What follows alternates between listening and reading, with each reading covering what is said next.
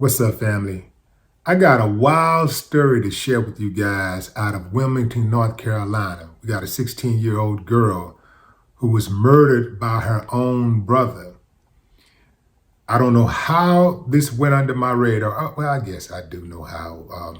This happened. Allegedly, she came up missing on November 1st. November 1st, day after Halloween. This is a Halloween night, right?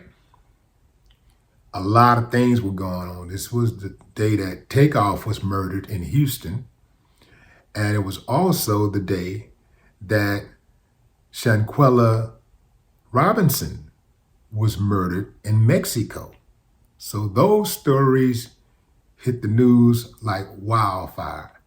And they got a lot of media exposure, which could explain why this story of Mayana Jones was underreported. Her brother, Jairus Jones, is a half-brother. He is accused of kidnapping, raping, and murdering Mayana. If he is surely guilty of the crime he's being accused of, this uncivilized mutt needs to be put down. But fam, it gets worse. Mayana's own grandmother, who has an organization called Moms in Mourning, which is an organization that is supposed to assist mothers who have lost children to violent crimes, has been identified as an accomplice because they say she obstructed justice, which means in some capacity she was trying to help conceal his crime. This is straight up Lifetime type stories. Like, a person couldn't write this out. You can't write this script. This woman has an organization that is supposed to be empathetic towards mothers who have lost their children via violent crime. And here she is trying to help a guy who killed somebody's daughter get away with the crime. That's cold-blooded, man. That's cold-blooded. Judy McKnight, the grandmother, who has this organization, Moms in Mourning. Doesn't that sound noble? Moms in Mourning. Sounds trusting, like anybody behind something like that sounds like you can probably trust them, right? Oh, man. The organization, I got a correction. The organization does not just help moms who are in mourning of children lost to violence, but also illness. So I got to put that out there. I watched a video of this woman give a testimony to students in the new Handover County Schools Pathway Program.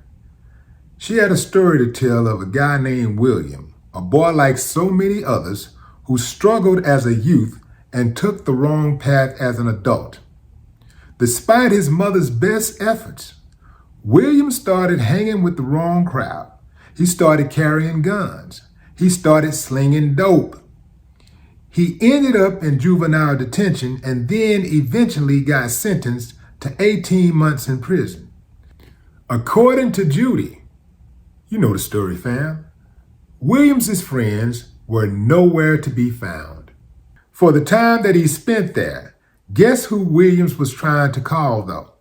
Ding, ding, ding, you guessed it, his mama. The same mama trying to talk to him and trying to save him from the trouble he was getting into. That's who he was calling because those friends, out of sight, out of mind. Still, after his release, he continued on the same path. But when his daughter was born, Judy said he finally saw the light. He came to her again and said, "Ma, I'm done. It's over. I got a daughter now, and I don't want her to see me like this." Judy said 2 days later, she was watching a movie at home with her daughter when the phone rang. And she got the news that William Riley, her only son, had been murdered. She said she ran out of the house and got to the scene and bust through the crowd and was like, "Is that my baby? Is my baby dead? Is my baby dead? Is my baby dead?" And it was confirmed that her baby was dead. So why, fam?